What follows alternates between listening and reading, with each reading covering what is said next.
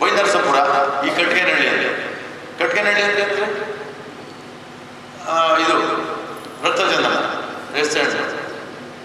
ಬೈನರಸಪುರ ಅಂದರೆ ಅವಾಗಿದ್ದು ಕಲ್ಲಬಟ್ಟಿ ಅಂತ ಮಾತಾಡ್ತಾರೆ. ನಾನು ಇವಾಗ 2001, 2003 ಮೇಲೆ ಸರ್ವಿಸ್ ಆಗಿದ್ದಾಗ ನಿಮ್ಮ ಊರುಗಳೆಲ್ಲ ಬಂದ್ಬಿಟ್ಟು ನಾವೆಲ್ಲ ವೆಬ್ಸೈಟ್ದವರೆಲ್ಲ ಬಂದ್ಬಿಟ್ಟು ಅದನ್ನೆಲ್ಲ ಡೆಮಾಲಿಷನ್ ಮಾಡ್ತಾ ಇರ್ತಾರೆ. ಕಲ್ಲಬಟ್ಟಿ ನಾವೆಲ್ಲ ಬರ್ತಾ ಇರ್ತೇವೆ. ನಿಮ್ಗೆ ನೆನಪಿರ್ಬೋದು ಎಕ್ಸೈಸ್ ಸೀನಪ್ಪ ಅಂತಿದ್ದಾರೆ, ನಮ್ಮ ತಾಲೂಕು ಎಕ್ಸೈಸ್ ಅವರೆಲ್ಲ ನಾವೆಲ್ಲ ಬಂದಿದ್ದೀವಿ. ಸೊ KSRTC ಸಮೇತ ಬರ್ತಾ ಇದ್ವಿ.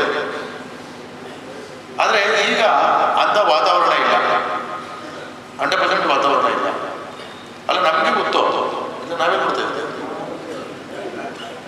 ನಾವು ಸುಮ್ಮನೆ ಇರ್ತಿದ್ವ.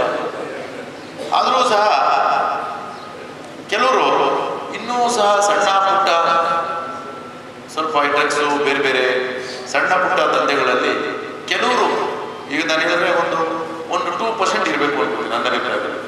ಎಲ್ಲ ಟೋಟಲ್ ಆಗಿ ಒಂದು 7,000 ಜನ ಇದ್ರೆ ಅದರ ಒಂದು 50-100 ಜನ ಇದರಲ್ಲಿ ಇನ್ವಾಲ್ವ್ಮೆಂಟ್ ಆಗುವರೆ. ಅದರಲ್ಲೂ ಹೊರಗಡೆ ಬಂದಿರ್ತಕ್ಕಂಥವರು ಸೇರಿಸ್ಕೊಂಡು ಇದನ್ನು ಮಾಡ್ತಾವ್ರೆ ಅಂತ ನಮಗಂತೂ ಮಾಹಿತಿ ಇದೆ. ನಾವು ಪ್ರಯತ್ನ ಮಾಡ್ತಾ ಇದ್ದೀವಿ. ಆದರೆ ಇಲ್ಲಿರ್ತಕ್ಕಂಥ ಎಲ್ಲ ಮುಖಂಡರುಗಳು ಅದನ್ನು ಸದೆ ಬಡಿಬೇಕು ಸರ್, ಅದನ್ನು ಕಂಟ್ರೋಲ್ ಮಾಡಬೇಕು, ನಮ್ಮ ಊರಿಗೆ ಒಳ್ಳೆ ಹೆಸರು ಕೊಡಬೇಕು. ನಾಳೆ ನನಗೆ ನಮ್ಮ ಇದಕ್ಕೆ ಕೆಟ್ಟ ಹೆಸರು ಬರ್ತದೆ ಅಂತೇಳಿ ಪಾಪ ಎಲ್ಲರೂ ಸಹ ಲೀಡರ್ಗಳು ಭಾಳ ಅಚ್ಚುಕಟ್ಟಾಗಿ ಬಂದು ನಮ್ಮ ಹತ್ರ ಕೂತ್ಕೊಂಡು ಮಟ್ಟ ಹಾಕ್ಬೇಕು ಸರ್ ಅಂತ ಹೇಳಿದ್ರು. ಕೆಲವೊಮ್ಮೆ ಇಲ್ಲಿ ಸ್ವಲ್ಪ ಬೇರೆ ಬೇರೆ ವೈಯಕ್ತಿಕ ದ್ವೇಷಗಳು ಸಹ ಇದೆ. ನಿಮ್ಮ ಹಿಂದೆ ಎಲ್ಲ ಗೊತ್ತಿದೆ. ಅವ್ರಿಗೆ ಕೆಲವರಿಗೆ ಒಂದು ಗುಂಪು ಇವ್ರು ಕಂಡ್ರಾಗಲ್ಲ, ಒಂದು ಗುಂಪು ಅವ್ರು ಕಂಡ್ರಾಗಲ್ಲ. ಅದು ಸಹ ನಮ್ಮ ಹತ್ರ ಮಾಹಿತಿ ಇದೆ. ನಾವು ಅದಕ್ಕೆ ಸ್ವಲ್ಪ ನೋಡ್ತೀವಿ.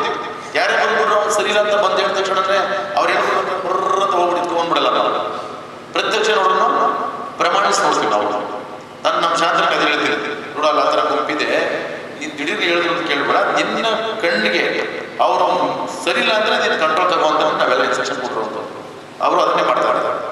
ಸೊ ಇಂಥ ವಾತಾವರಣ ನಮ್ಮ ಬೈನರಸಪುರದಲ್ಲಿದೆ. ನಾನು ನಿಮಗೆ ಹೇಳೋದೇನೆಂದರೆ, ನಾನಲ್ಲ, ಇಲ್ಲಿರೋ ಮುಖಂಡರುಗಳು, ಇಲ್ಲಿರೋ ಪೊಲೀಸ್ ವರ್ಕ್ಗಳು, ಇಲ್ಲಿರ್ತಕ್ಕಂಥ ಎಲ್ಲ ಹಿರಿಯರು ಹೇಳೋದಿಷ್ಟೇ, ನಮ್ಮ ಗ್ರಾಮದಲ್ಲಿ ಯಾರೇ ಆಗಲಿ, ನಮ್ಮ ಮಕ್ಕಳಾಗ್ಬೋದು, ಮೊಮ್ಮಕ್ಕಳಾಗ್ಬೋದು, ಅವರು ಯಾವುದೇ ರೀತಿ ಕೇಸಲ್ಲಿ ಸಿಕ್ಕಾಕೋಬಾರ್ದು, ತೊಂದರೆ ಅನುಭವಿಸ್ಬಾರ್ದು, ಸ್ಟೇಷನ್ಗೆ ಹೋಗ್ಬಿಟ್ಟು ಸಿಕ್ಕಾಕೊಂಡು ಬೇಲ್ ತಗೊಂಡು ಕೋರ್ಟ್ಗೆ ಅಂತ ಅಲಿಬಾರ್ದು ಅನ್ನೋದೇ ನಿಮ್ಮೆಲ್ಲರ ಅಭಿಪ್ರಾಯ.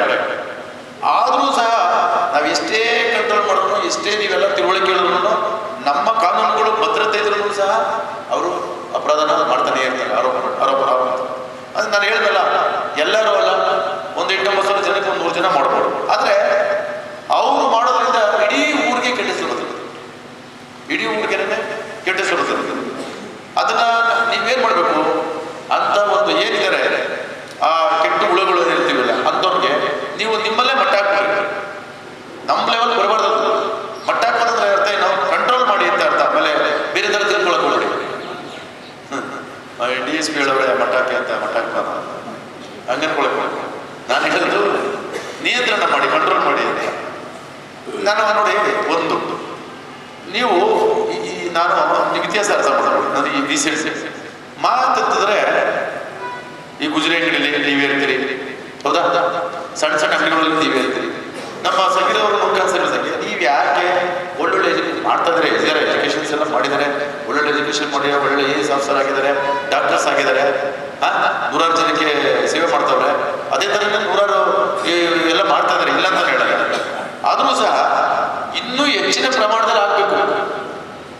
ಇನ್ನೂ ಶಿಕ್ಷಣ ವ್ಯವಸ್ಥೆ, ನೀವು ಶಿಕ್ಷಣ ಏನು ಮಾಡ್ತೀರಿ? 7ನೇ ಕ್ಲಾಸ್, 8ನೇ ಕ್ಲಾಸ್, 9, 10, PUCಗೆಲ್ಲ ಬಿಟ್ಬಿಡ್ತಾರೆ ಮಕ್ಕಳು. ಶಿಕ್ಷಣದಲ್ಲಿ ಕೊರತೆ ಇದೆ, ಎಜುಕೇಷನ್ ಕೊರತೆ ಇದ್ರೆ ಮನುಷ್ಯ ಏನಾಗ್ತದೆ, ಅವನು ನಾಲೆಡ್ಜ್ ಅಷ್ಟೇ ಇರ್ತದೆ.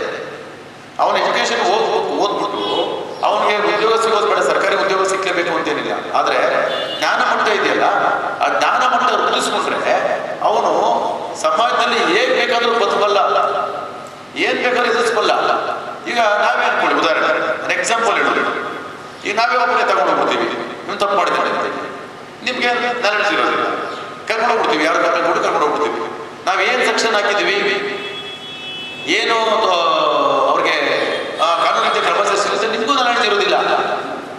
ನಿಮ್ಮ ಹತ್ರ ಬಂದು ಪೊಲೀಸರು ದೊಡ್ಡ ಸೆಕ್ಷನ್ ಹಾಕ್ಬಿಟ್ಟವ್ರೆ, ಅದನ್ನ ಹಾಕ್ಬಿಟ್ಟವ್ರು, ಇದನ್ನ ಹಾಕ್ಬಿಟ್ಟವ್ರೆ ಅಂತೇಳಿ ನಿಮಗೆ ಪಾಪ ಎದುರಿಸೋರು ಅವ್ರೆ, ಯಾಮರ್ಸೋರು ಇದ್ದಾರೆ, ಹೌದಲ್ವಾ? ಯಾಮರ್ಸೋರು ಇದ್ದಾರೆ.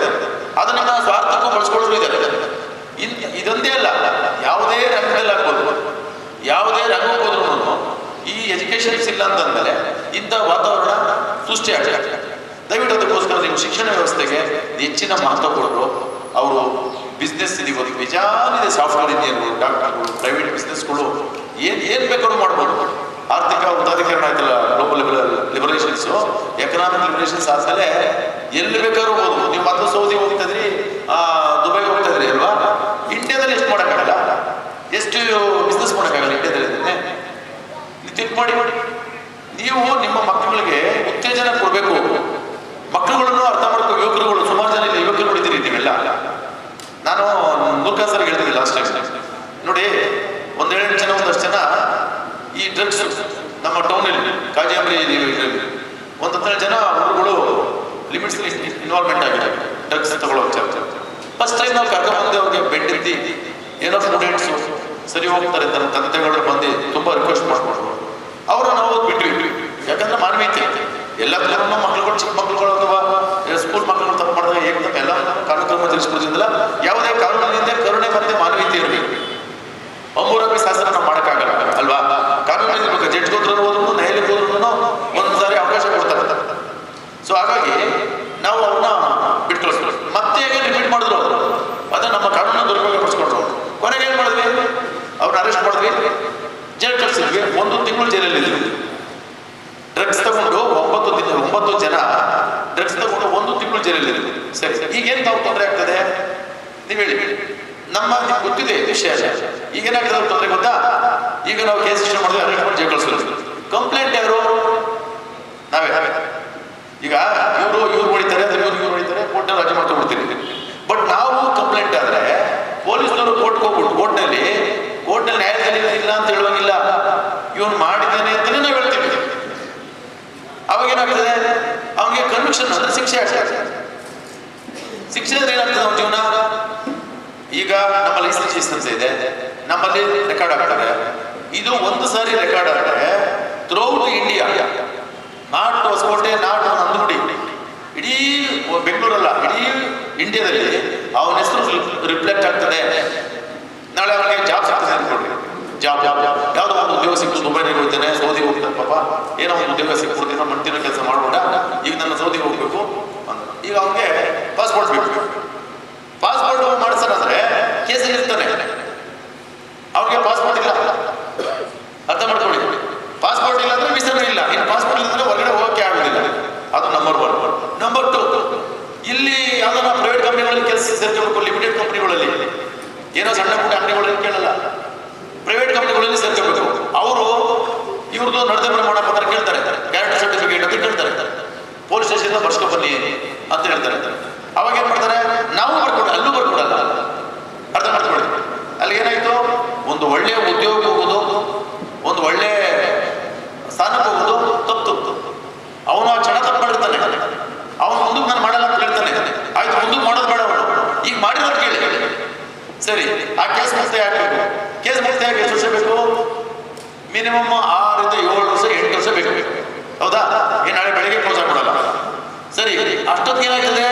ಇವನು ಏಜು ಕ್ರಾಸ್ ಆಗಿದೆ. ಆ ಏಜ್ಗೆ ತಗೊಳ್ಳಲ್ಲ, ಪೋಸ್ಟಿಂಗ್ ತಗೊಳ್ಳಲ್ಲ.